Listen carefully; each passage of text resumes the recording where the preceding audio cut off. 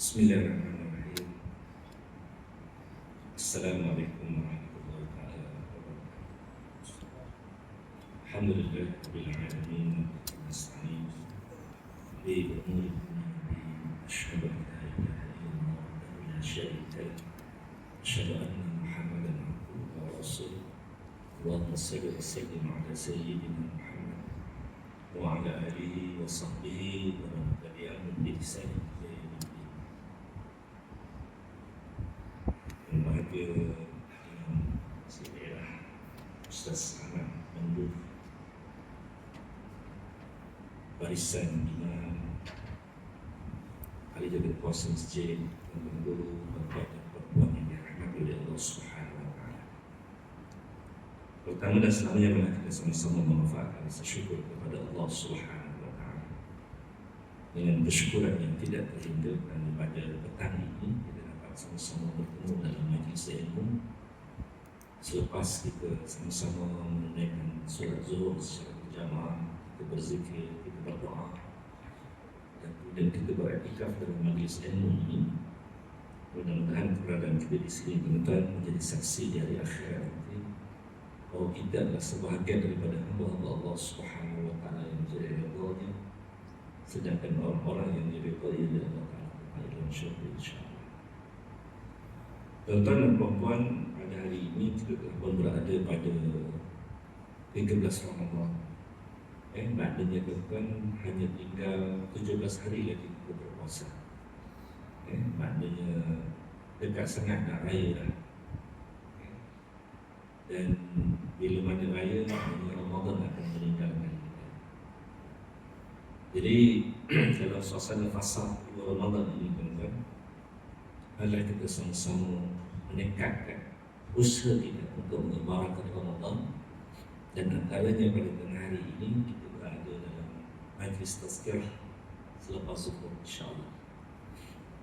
Pada petang ini saya nak mengajak tuan-tuan merenung ayat 185 surah Al-Baqarah, di mana Allah Taala berfirman, "Syahrul Ramadan allazi unzila fihi al-Quran hudan lin-nas wa bayyinatin minal huda wal furqan." Di mana dalam ayat ini Allah Subhanahu wa taala mengkhabarkan kepada kita bahawa Al-Quran itu diturunkan pada bulan Ramadan. Syahrul Ramadan allazi unzila fihi al-Quran. Pada bulan Ramadan adanya diturunkan Al-Quran. Dan spesifiknya pada bulan Ramadan itu Al-Quran diturunkan dalam dua rangkaian. Rangkaian yang pertama daripada Lauh Mahfuz ke langit dunia, iaitu pada malam Lailatul Qadar. Sebagaimana firman Allah Subhanahu wa taala, "Inna anzalnahu fi Lailatul Qadar." Sesungguhnya Al-Quran itu diturunkan pada malam Lailatul Qadar. Jadi tuan-tuan dan puan-puan yang dirahmati oleh Allah Subhanahu wa taala, selepas daripada itu Allah Subhanahu wa taala turunkan Al-Quran kepada baginda Rasulullah sallallahu alaihi wasallam secara berperingkat melalui Jibril alaihi salam kepada baginda Rasulullah sallallahu alaihi wasallam selama 23 tahun. Jadi tuan-tuan dan puan-puan yang dirahmati oleh Allah Subhanahu wa taala, dalam ayat ini juga Allah Taala beritahu kepada kita bahawa penurunan Al-Quran ini ada misi yang amat penting. Misi yang amat penting kepada manusia. Apa misi Al-Quran diturunkan kepada manusia? Yang pertama kata Allah Taala, hudan lin-nas, adalah untuk memberi petunjuk kepada manusia. Yang kedua, bayyinatin minal huda, memberikan penjelasan di atas petunjuk-petunjuk yang Allah Taala berikan kepada kita. Dan kemudian yang ketiga, wal furqan, iaitu untuk membezakan antara hak yang batil, antara yang halal dan yang haram. Jadi tuan-tuan dan puan-puan, apabila Al-Quran ini diturunkan untuk memberikan petunjuk kepada manusia, menurut Ibnu Katsir, hudan lin-nas ini bermaksud Al-Quran adalah petunjuk umum untuk seluruh manusia tanpa mengira bangsa, warna kulit dan zaman. Maknanya Al-Quran for all. Al-Quran ini untuk semua. Pada umumnya begitu. Pada umumnya begitu. Jadi kandungan dalam Al-Quran ini, seruan dalam Al-Quran ini adalah untuk manusia seluruhnya atas dunia ini. Sebab itulah tuan-tuan dan puan, kalau kita melihat dalam ajaran Islam, dalam syariat Islam, ya, semua syariat Islam itu sesuai untuk manusia sejagat. Apapun bahasanya, apapun bangsanya, apapun warna kulitnya, apapun agamanya, syariat Islam itu sesuai untuk mereka. Kecuali dalam perkara-perkara yang khusus, contohnya orang bukan Islam berpuasa, ya, kan itu khas untuk orang-orang Islam. Orang bukan Islam nak sembahyang zuhur dengan kita kat masjid ni, kan tak boleh lah. Boleh kalau dia nak sembahyang zuhur dengan masuk Islam tu, boleh nak puasa kena masuk Islam ni, kan. Kalau dia nak buat juga, dia jadi lawak, kan, sebab syarat sah salat mestilah beragama Islam, okay? Tetapi syariat yang umum, contohnya dalam bab muamalat, ya, Allah Ta'ala berfirman berkaitan tentang halal sebagai contoh. Allah Ta'ala sebut, ya ayuhan nas kulu mimma fil ardi halalan thayyiban. Allah Ta'ala sebut, ya ayuhan nas, wahai umat manusia. Kata seru ini pun Allah Ta'ala dah umumkan, iaitu kepada manusia. Dia berbeza dengan kata seru untuk mendirikan salat. Untuk mendirikan salat, Allah Ta'ala sebut, ya ayyuhallazina amanu. Untuk mendirikan puasa, Allah Ta'ala menggunakan kata seru, ya ayyuhallazina amanu. Sebab apa? Benda itu spesifik kepada orang Islam. Tetapi syariat yang umum, contohnya tentang halal, Allah Ta'ala menggunakan kalimat, ya ayyuhan nas, wahai umat manusia. Wahai umat manusia, kulu mimma fil ardi, makanlah olehmu apa yang ada di langit dan apa yang ada di bumi, daripada perkara-perkara yang halal lagi baik. Bila disebut tentang halalan thayyiban, bila disebut tentang halalan thayyiban ini, Syadibin yang bahawa halal itu dia bukan hanya sekadar perkara itu halal di sisi Allah Subhanahu wa Ta'ala dari segi agama. Dia bukan hanya sekadar merujuk kepada amrun dini, perkara agama. Apa benda yang boleh dimakan, kan? Pertama, benda itu halal. Allah Ta'ala halalkan dia. Maknanya, pertama, dia bukan binatang yang najis, bukan benda-benda yang najis. Contohnya, babi, anjing, bangkai, darah, itu benda-benda yang najis. Nanah, benda yang najis. Ataupun benda-benda yang contaminate dengan najis, benda-benda yang tercemar dengan perkara-perkara yang najis. Maknanya benda-benda yang asalnya halal tetapi bercampur baur dengan benda-benda yang najis, maka itu tidak dibenarkan untuk dimakan. Okey, baik. Jadi tuan-tuan dan puan-puan yang dirahmati oleh Allah Subhanahu wa Ta'ala, dia juga bila disebut tentang halal, dia merujuk kepada kebersihan. Maknanya benda itu bersih. Benda itu bersih. Maknanya benda itu bukan benda yang menjijikkan, bukan benda yang memualkan, bukan benda yang meloyakan. Dia bersih. Dia bukan hanya setakat bersih, tetapi bila disebut halal, dia adalah merujuk kepada purity, kesucian. Kesucian. Dia bukan hanya sekadar bersih, tetapi suci. Suci daripada apa? Suci daripada najis. Suci daripada najis yang kita bincangkan di awal tadi. Malah bukan hanya terhenti kepada bersih dan suci, tetapi halal juga merujuk kepada selamat dimakan, selamat digunakan. Maknanya apabila kita makan tidak mendatangkan mudarat, apabila kita makan, apabila kita gunakan tidak mendatangkan, tidak akan menjejaskan kesihatan kita. Dan seterusnya tuan-tuan. Yang kelima, apabila disebut tentang halal, dia adalah merujuk kepada sihat. Sihat. Ustaz, saya makan gula kena macam mana, Ustaz? Tuan-tuan, kita sakit itu bukan kerana benda tadi tidak halal, tetapi kita over limit.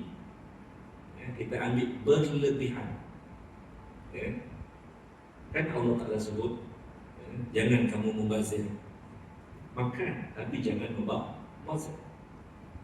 Kerana membazir itu sahabat syaitan. Jadi bila mana kita ambil berlebihan, kita membazir, kita berlebihan daripada keperluan harian kita. Tentang nak minum Coca-Cola, boleh, sekali-sekali, sebab kandungan gula dia tinggi. Tapi kalau tuan-tuan sarapan pagi Coca-Cola, minum pagi Coca-Cola, makan tengah hari Coca-Cola, minum petang Coca-Cola, makan malam Coca-Cola, ada harapan untuk mengaji. Gitu. Jadi bukan kerana dia tidak halal, dia halal. Tetapi kerana kita ambil secara melampau, secara berlebih-lebihan. Gula itu pada dasarnya sehat, baik. Tetapi kalau kita ambil dalam keadaan melampau, maka ia akan menjejaskan kesihatan. Ataupun mungkin kita dah tak sihat, kita dah ada kencing manis, so sewajarnya kita stop gula, tapi kita tetap nak ambil gula juga. Kita kata prinsip kita, makan mati, tak makan pun mati. Baik makan, gitu. Kalau itu prinsip kita tentang, insya-Allah ada harapan diabetes stage 4. Ada harapan. Kalau boleh kita nak kawal diabetes kita, jangan sampai kepada stage 4. Baik, jadi tuan-tuan dan puan-puan yang dirahmati oleh Allah Subhanahu wa taala, malah dalam syariat Allah Subhanahu wa taala ini, Allah Taala bukan hanya cerita tentang halal, tetapi halal itu digandingkan dengan tayyibah. Apa makna tayyibah? Tayyibah itu maksudnya adalah dalam konteks pengambilan makanan tadi. Bukan sebelum pengambilan kita tahu, penyediaan, penyediaan sistemnya teratur, sistemnya teratur. Bukan hanya sekadar zat makanan tadi itu, fizikal makanan tadi itu bersih, tetapi tempat penyediaan itu bersih. Tuan-tuan, lalu tak lalu agak-agak kalau kita makan, makanan yang dibuat di sekelilingnya penuh dengan tai kucing. Kucing tak najis, tapi tai kucing najis. Sebab itulah dalam manual persediaan halal tak boleh ada binatang ternakan, binatang peliharaan dalam permis penyediaan makanan. Sebab tu tuan, sebab kita nak mengelakkan daripada najis kucing. Sama dengan berak ke, dia punya bayi ke, dia punya kucing ke. Begitu juga dengan lipas. Begitu juga dengan cicak, dengan serangga-serangga ini yang boleh menyebabkan datang najis, yang boleh menyebabkan contamination, pencemaran najis kepada produk yang kita nak hasil. Itu penyediaan sistem. Ini tuan. Dan kemudian yang keduanya, pengambilan. Kalau Kementerian Kesihatan dia dah bagi panduan kepada kita piramid makanan. So bila mana makan mesti ada, pertama kena ada, kalau kita makan tengah hari lah kan, ada nasi, kena ada sayur, kena ada ikan, kena ada buah, kena ada air. Itu dalam piramid makanan yang kita belajar dekat sekolah. Ini namanya apa? Makanan yang seimbang, makanan yang seimbang. Tak boleh kita makan daging banyak sangat, ataupun nasi banyak sangat. Jadi maknanya setiap makanan itu mesti ada karbohidrat, mesti ada protein, mesti ada fiber, mesti ada vitamin, mesti ada mineral. Barulah makanan itu dikatakan sebagai makanan yang seimbang. Jadi tayyibah ini tuan-tuan menjadi pelengkap kepada halal yang Allah Ta'ala syariat. Jadi sebab itulah tuan-tuan, persediaan halal di Malaysia ini dia mengambil kira tentang halal dan tayyibah. Dan Malaysia tuan-tuan, kita sebagai warga negara Malaysia, kita bertuah.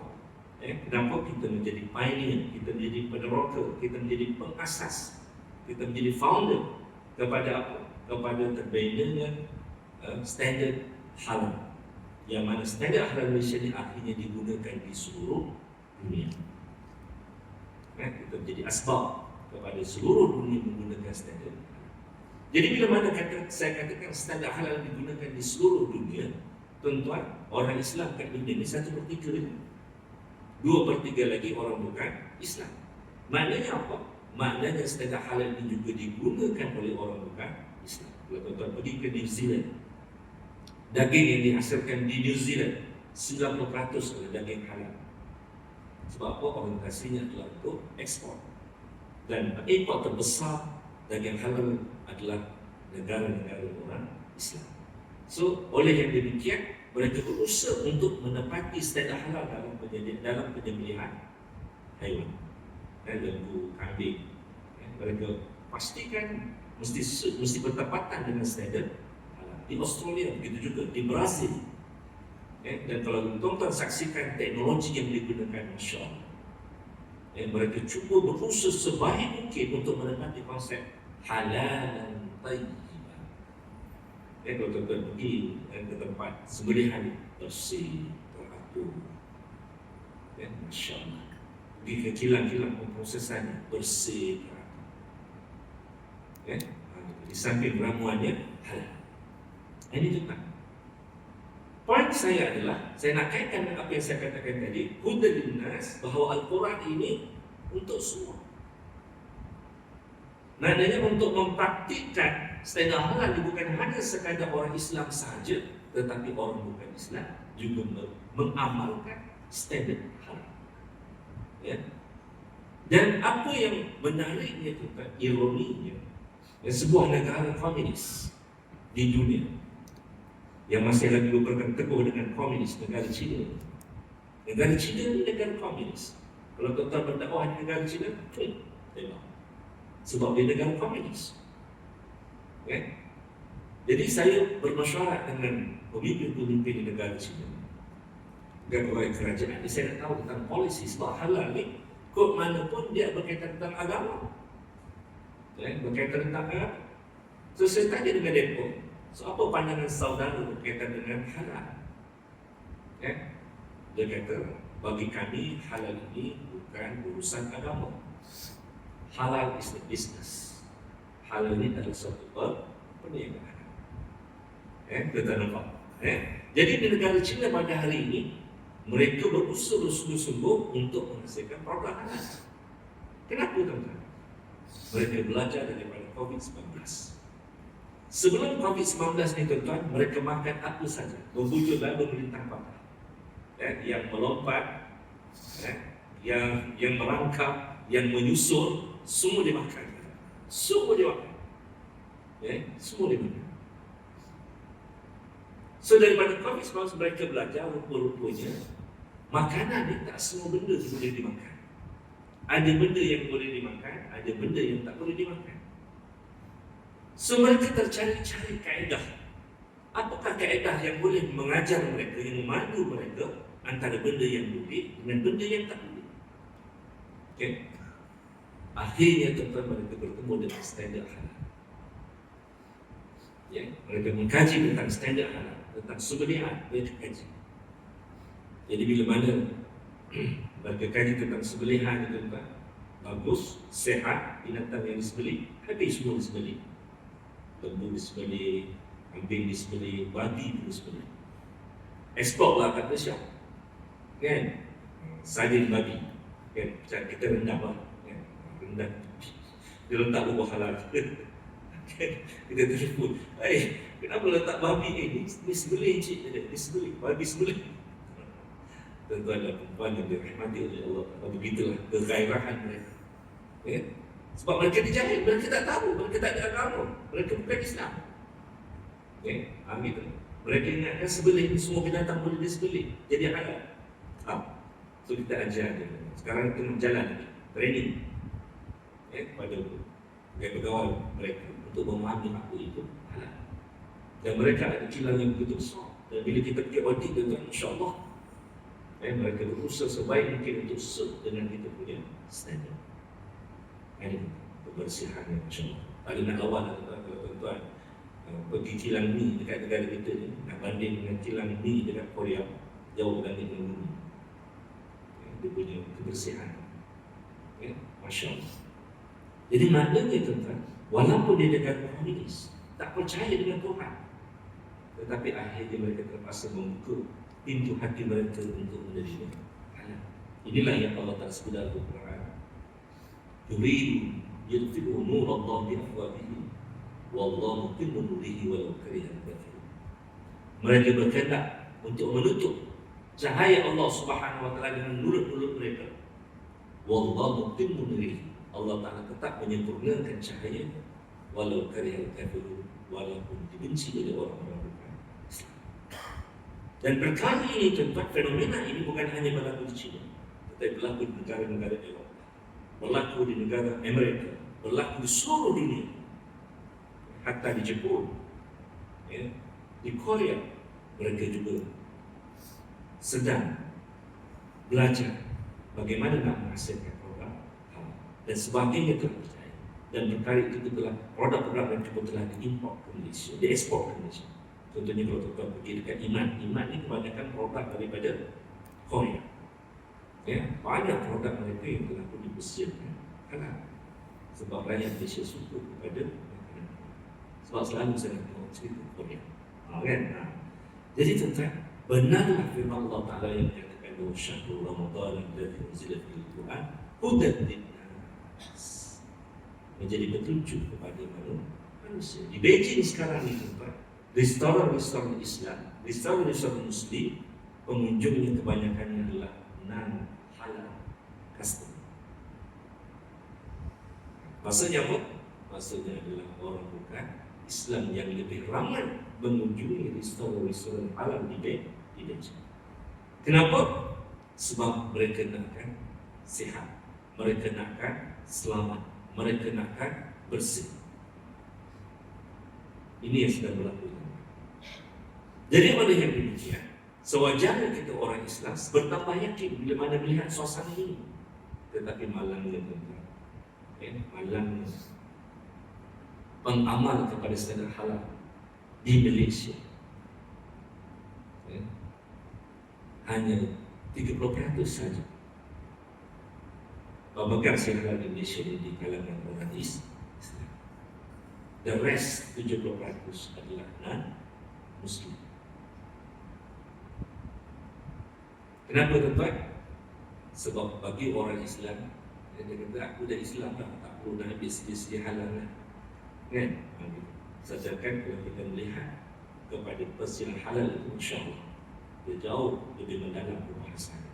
Dia bukan hanya sekadar tak ada babi, dia bukan hanya sekadar tak ada anjing, bukan hanya sekadar tak ada bangkai. Sebab apa tuan-tuan? Cabaran kita pada hari ini, bahan-bahan mentah ini, ramuan ini, dia telah diinovasikan dengan menggunakan pelbagai teknologi. Contohnya tepung. Tepung ni tuan-tuan, dia nak buat tepung apa? Pau kan? Nak buat kuih pau. Macam mana kuih pau tadi boleh jadi ketu? Tepung tadi dicantumkan dengan DNA, dengan unsur babi. Dengan unsur babi. Sebab kalau tuan-tuan tengok babi, kulit dia kan ketu, putih je. Jadi agak-agaknya berapa ekor babi dah kita makan sekali. Dah lama kan makan pau kan? Kuih pau tu kebu je. Atau Ustaz halal, salah. Orang Islam yang buat, betul orang Islam buat. Ahmad Pau, orang Islam ke? Bukan, tuan-tuan Cina. Itu nama je Ahmad. Okay? Jangan terpesona dengan nama. Jadi kita kena semak. Kita kena pastikan ramuan yang kita gunakan tadi betul-betul halal. Jadi oleh yang demikian kita mesti ada sistem.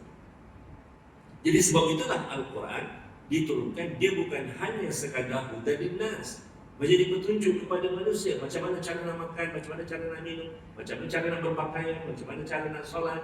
Bukan hanya sekadar itu. Tetapi Al-Quran diturunkan untuk apa? Bayyinatin minal huda, memperjelaskan petunjuk tadi. Sebagaimana kita katakan tadi, Al-Quran kata, makanlah olehmu apa yang telah dilindungi daripada perkara yang halal dan haram, dan daripada perkara yang halal lagi baik. Soalnya, what the meaning of halal? Apa yang dikatakan dengan tayyibah? Apa makna halal? Apa makna tayyibah? Apa konsep halal? Apa konsep tayyibah? Macam mana nak implement halal? Macam mana nak implement tayyibah? di industri. Soalnya tuan-tuan, kita bukan bincang nak hasilkan produk di tepi jalan, di sebuah warung, tapi kita nak hasilkan produk sembelihan ayam yang mana dia menyembelih sehari 3,000 ekor, 5,000 ekor. So macam mana tuan? Nak pastikan supaya ayam tadi betul-betul halal. Kalau tuan-tuan beli ayam import, kita banyak import ayam daripada Brazil. Harga seekor ayam tuan-tuan Brazil ni, daripada Brazil tu import sampai dekat pelabuhan Penang ni, harga dia baru RM4. So macam mana dia boleh reduce cost? Dia boleh reduce cost. Sedangkan kita kat sini tuan, ayam kita kat sini, kita bela kat sini, kita proses kat sini, siap tujuh bersih.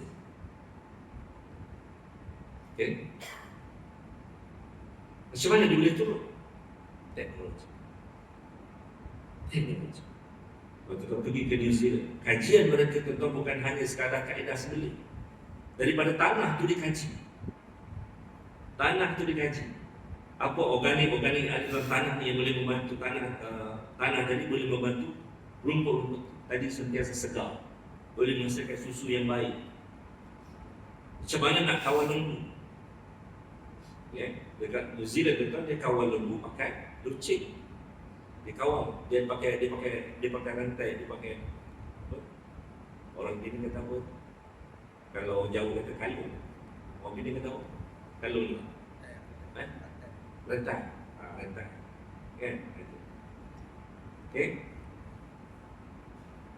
Tapi dia bukan rantai, dia macam benda yang ada benda alat kat sini. So dia boleh kontrol lembu dia tuan-tuan, daripada pejabat dia, supaya lembu tadi hanya makan di petak rumput tu saja.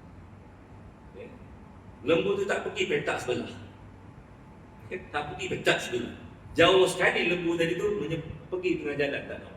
Kita tuan-tuan kalau belah lembu tak tambat, habis melepak tengah jalan. Tuan-tuan nak tengok suasana tuan pergi jalan daripada KK nak pergi ke Hunan. Dia bersuka bila lembu tu kan orang bajau ni. Lembu dia pergi jalan, kita kena mengelak lembu. Dekat New Zealand tak macam tu. Teknologi ni masuk tempat sembelihan dia, Masya Allah. Tak ada satu pun sampah. Semuanya bermanfaat. Semuanya bermanfaat. Daripada darah sampailah ke kulit, semuanya bermanfaat. Bulunya semua bermanfaat. Jadi tuan-tuan dan puan-puan, ini teknologi. So wabayyinatin minal huda ini tuan-tuan, inilah kerja kita sebagai manusia. Kerja para ulama untuk menghasilkan fiqhnya bagaimana.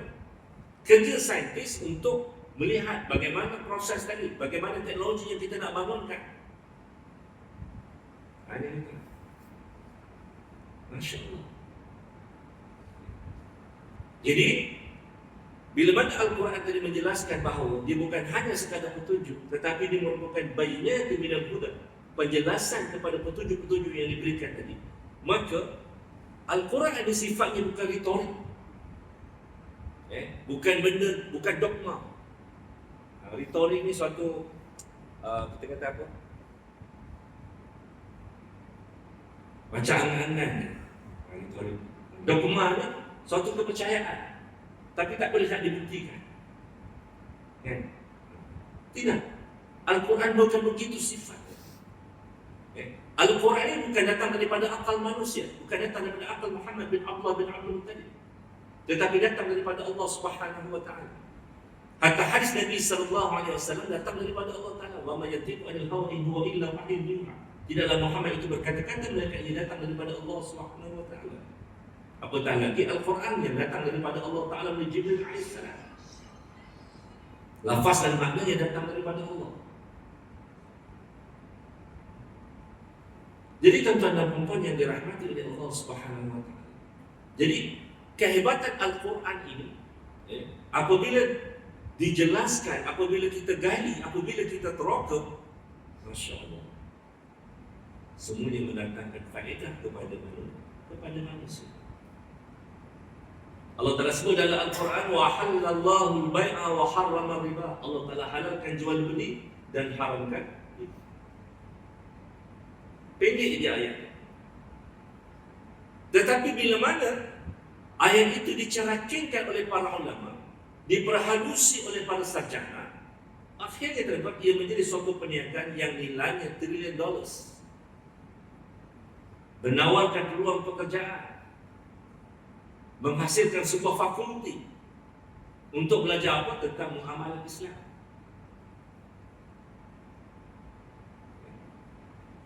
Hari kita tengok tentang Islamic finance. Kalau dulu tuan-tuan tahun 70-an kita nak beli rumah, sama ada kita ustaz ke, kita ulama ke, kita tok lebay ke, kita terpaksa pinjam dari. So fatwa pada waktu itu ad-darurah tubihul mahdzurah. Kemudaratan itu mengharuskan satu perkara yang so harus beli rumah berderibak pada waktu itu. Sebab apa? Tak ada sistem. Sehinggalah tahun 83 diperkenalkan sistem perbankan Islam. Diperkenalkan bank Islam. Itu tertubuhnya bank Islam. Kemudian berlaku recession tahun 1998. Sebelum daripada recession itu lagi, tahun 1990, kalau tuan-tuan lihat pada tahun 1990 berlaku satu perubahan. Sebuah negeri dekat Malaysia, dia pindahkan semua akaun kerajaan negeri tadi ke bank Islam, daripada bank konvensional kepada bank Islam. Pada kepala CEO-CEO dekat KL, apa jadi kalau negeri-negeri yang lain pindahkan akaun kerajaan negeri kepada bank Islam? Maka lahirlah satu pandangan, lahirlah suatu ijtihad, sistem perbankan tanpa faedah. Sistem perbankan tanpa faedah masih guna bank yang sama, kaunter je lah. Kaunter ni kaunter syariah, perbankan tanpa faedah, kaunter sebelah ni kaunter riba. Tahun 1998. Bila mana berlaku recession 1998? Kita masih ingat peristiwa besar tahun 1998. Maka di situ diuji sistem perbankan Islam. Sistem perbankan konvensional tuan-tuan habis berlingkup orang. Sebab apa? Kadar faedah naik. Bila mana berlaku recession, kadar faedah naik. Bila mana kadar faedah naik, bayaran bulanan semakin bertambah. Sedangkan orang yang menggunakan sistem perbankan Islam tetap sama. Kalau sebulan dia kena bayar RM100, RM100 lah dia bayar. Tetapi dalam sistem konvensional dia kena bayar RM110 atau RM120 kerana recession, kerana kegawatan ekonomi. Jadi akhirnya tuan-tuan, orang celik mata. Orang celik mata. Maka lahirlah sistem perbankan Islam. Dari sistem perbankan tanpa faedah kepada sistem perbankan Islam. Maka lahirlah bank Islami, Oliam Islami, Public Bank Islami. Dia jadi satu entiti sendiri yang mengamalkan perbankan Islam sepenuhnya. Lahirlah Ar-Rahman, lahirlah Takaful. Ini tuan. Lahirlah suku. Suku. So bainati minal huda itu tuan, akhirnya boleh akhirnya terbina satu sistem kawangan Islam yang bersifat integrated. Lahirlah satu sistem, ekosistem kawangan Islam. Cuma sekarang kita tak boleh lagi nak gabungkan macam mana sistem kawangan Islam di finance ni dengan zakat, dengan wakaf, dengan sedekah. Dia masih lagi berdiri sendiri. Dia belum lagi dapat dicantumkan. Tapi saya yakin suatu masa nanti dia boleh dicantumkan. Sebab zakat juga sebahagian daripada sistem ekonomi. Begitu juga dengan wakaf. Baik, jadi tuan-tuan dan puan-puan yang dirahmati oleh Allah Subhanahu Wa Taala. Jadi bila mana sistem kawan Islam itu dilaksanakan, keadilan itu macam mana? Maka keadilan itu dapat dilaksanakan untuk semua. Satu kajian dibuat oleh Monash University. Ditanya kepada responden yang bukan Islam, kenapa awak ni Hindu, awak ni Buddha, awak ni Kristian, kenapa awak pilih perbankan Islam? Yang tak dikenali dengan agama awak. Dia kata, kami memilih perbankan Islam kerana keadilan. Tuan tahu tak?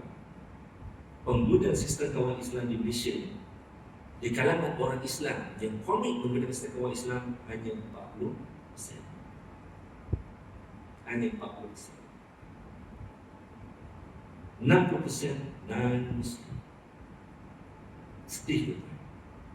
Sedih. Ya. Kenapa lah orang Islam kita ni tak yakin dengan produk Islam itu sendiri? Ya. Kenapa beli insurans tak beli takaful? Insurans murah, takaful mahal. Kenapa tak gunakan pembiayaan perbankan Islam? Oh, perbankan Islam ada keuntungan tinggi. Ya. Konvensional murah. Banyak tentang pemikiran kita masih lagi tentang untung rugi, mahal murah. Kita tak pergi lagi ke arah barakah.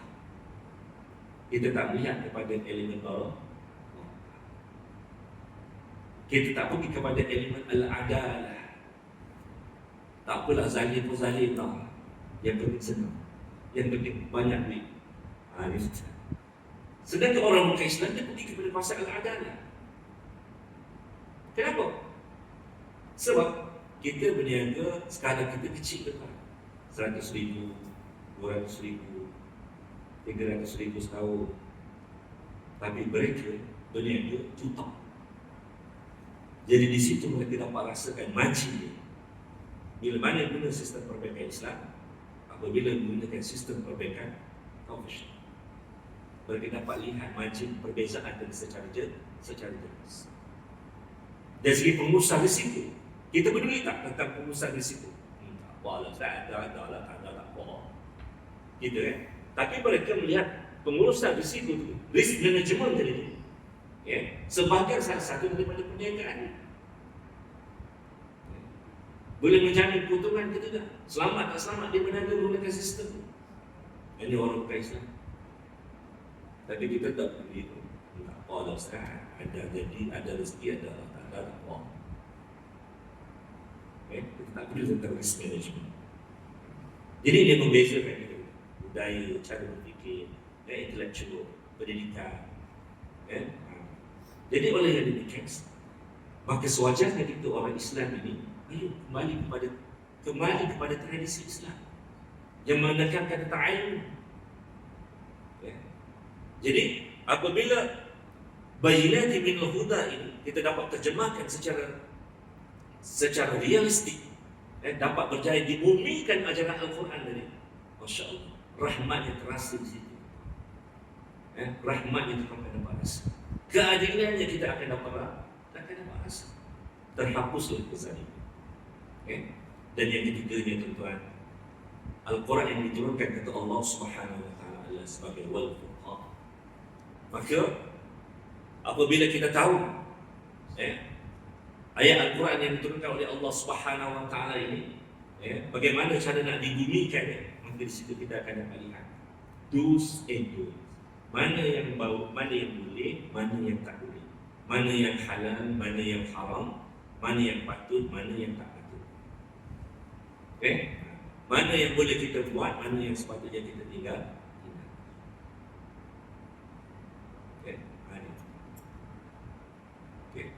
Jadi tuan-tuan dan puan-puan yang dirahmati oleh Allah Subhanahu Wa Taala, maka sebab itulah Al-Quran ini diturunkan oleh Allah Subhanahu Wa Taala pada baginda Rasulullah secara berperingkat-peringkat selama 23 tahun. Untuk apa?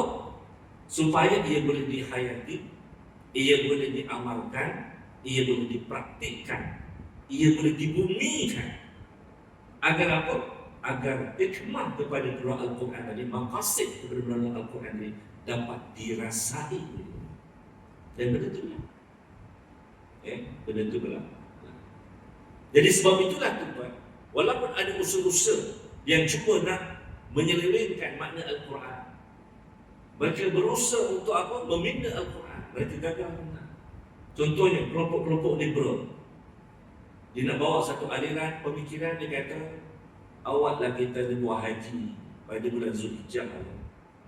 Bulan Zulhijjah pula spesifik 9, 10, 11, 12, 13. Kan? Sedangkan Allah Ta'ala sebut dalam Al-Quran, ya, dia kata apa? Haji itu dilaksanakan pada bulan-bulan yang tertentu. Kerana ayat dia Allah SWT Al-Hajj Al-Hajj Ashhurul Ma'lumat, ya, haji itu dilaksanakan pada bulan-bulan yang tertentu. Ulama-ulama tersekat bulan-bulan tertentu itu adalah bulan Syawal, Zulqa'dah, Zulhijjah. Maksudnya tuan, kita Syawal itu kita dah boleh memulakan pergerakan untuk pergi ke tanah suci. Maknanya nak niat haji itu boleh dah. Ya, gitu. Itu maksudnya. Tetapi orang-orang liberal ini cuba, ya, nak pindah, ya, cuba nak selewengkan. Dia kata, apa salahnya kita buat haji bulan Syawal, ya, seminggu bulan Syawal, semua bulan Syawal ke-4, so kita ada 12 minggu, 3 bulan, 4 kali 3, 12 minggu. So ada 12 sesi buat haji. Macam mana Pak Imam boleh buat? Jadi yang buat haji tu, kalau yang buat haji sekarang ni 2 juta kan, jadi taklah sesat sangat. 2 juta bagi dengan 12 minggu, lapang lah sikit kan. Kan? Minggu pertama orang Jepun, orang Melayu ni minggu yang kelima sebagai contoh. Orang Melayu Indonesia je, orang Melayu Nusantara ni minggu kelima.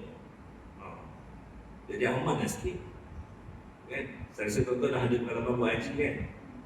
Kalau buat haji sebelum buat umrah tu, seminggu sebelum tu, saya pernah sampai nak buat haji ni sampai 2-3 hari sebelum haji.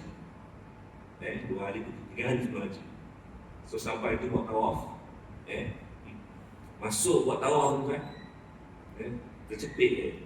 Bila saya gerak, saya rasa macam saya tak pijak tanah, tak pijak lantai. So apa kena cepit dengan Arab, pusing gitu kan. Jadi kalau kita asing-asingkan kan, ini kata orang liberal kan, kalau kita asing-asingkan, taklah sesat sangat. Macam tu. Macam mana bang, boleh? Kita buat haji bulan Syawal. Tak boleh. So apa jawapannya? Nak rot pandangan kelompok-kelompok liberal ni. Dia kata Nabi buat haji sekali je. Tahun ni buat haji, tahun depan wafat. Kalau Nabi buat haji mungkin 3-4 kali, mungkin Nabi akan buat haji bulan Syawal lah. Kata dia. Nampak ni, ajaran-ajaran yang benar menyimpang. Kan? Kita kata dah. Dia kata Al-Hajj Al-Arafah. Kita kata Al-Hajj Al-Arafah. Haji mesti bermula dengan wukuf di Arafah. Betul lah. Itu manasikul haji dia. Bermula dengan Arafah. Tapi tak semestinya 9 Zulhijjah kata dia. Tuan-tuan pening. Kan? Pening kan? Orang yang gunakan rasionalisme mencabar kekuatan fuqaha kita. Siapa nak jawab? Macam mana kita nak jawab? Kan Al-Quran memberikan jawapan. Al-yawma akmaltu lakum dinakum wa atmamtu alaikum ni'mati wa raditu lakum al-Islam dinan. Ayat ini turun bila? Ayat ini turun semasa Arafah. Di Arafah. Semasa Nabi berwukuf dekat Arafah. Al-yawma akmaltu lakum dinakum. Pada hari aku sempurnakan agama.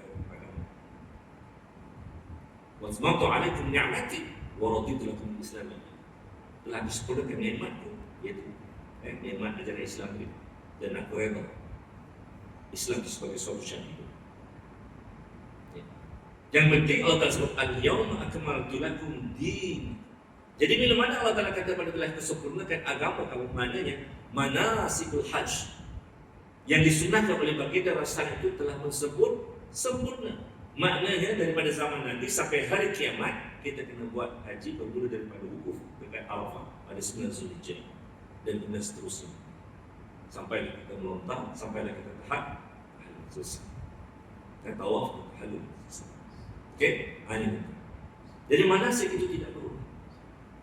Jadi cubaan untuk membawa haji itu bulan Syawal, sebanyak 12 siri, akhirnya tidak berjalan.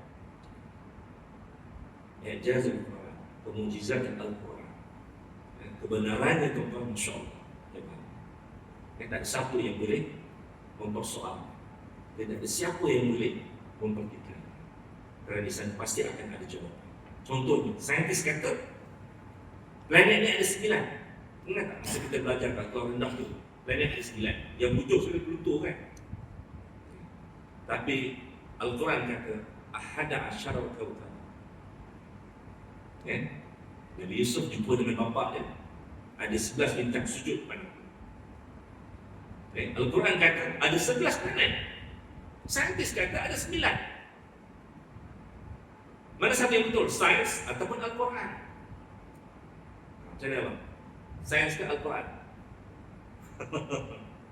Kan?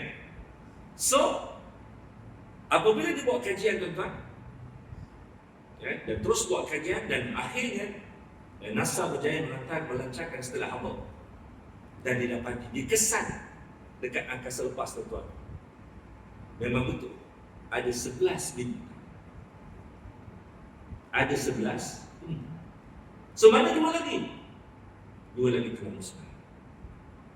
Tetapi kesan-kesan kewujudan bintang tadi dapat dikesan sehingga hari. Subhanallah. Jadi maknanya sains tadi tuan dibina berasaskan kepada pengetahuan, berasaskan kepada teknologi sedia ada. Tetapi Al-Quran itu datangnya daripada kalam, daripada Allah Subhanahu Wa Taala yang menciptakan alam semesta. Jadi kalau berlaku pertemuan antara sains dengan Al-Quran, Al-Quran pasti betul. Kenapa? Sebab sains bergantung kepada teknologi, bergantung kepada keupayaan ilmu yang ada pada mereka. Allah. Jadi oleh yang dikatakan Tuhan, sebenarnya dengan Ramadan ini, ayo bukan hanya sekadar kita membaca, tetapi malah kita sama-sama menghayati sekali Al-Quran, dan kemudian kita mentadabbur, dan kalau boleh kita sampai tahap membumikan Al-Quran tadi, bukan memijak Al-Quran itu tadi, membumikan Al-Quran, maksudnya kita nak merealisasikan Al-Quran itu kehidupan saya kita. Dan di kali itu tuan-tuan, kalau kita benar-benar dapat realisasikan, Masya Allah, dan kita akan dapat lihat betapa indahnya ajaran Islam, betapa benarnya ajaran Islam, dan akhirnya kita akan lihat bagaimana manusia berbondong-bondong kepada Allah Subhanahu Wa Taala. Insya-Allah. Jadi sekadar itu saja, dan kita bertemu dalam masa sekian. Boleh kau dihazam sallallahu alaihi wasallam. Wabillahi taufiq. Assalamualaikum warahmatullahi wabarakatuh. Kita lakukan satu asas istighfar. Subhanallah.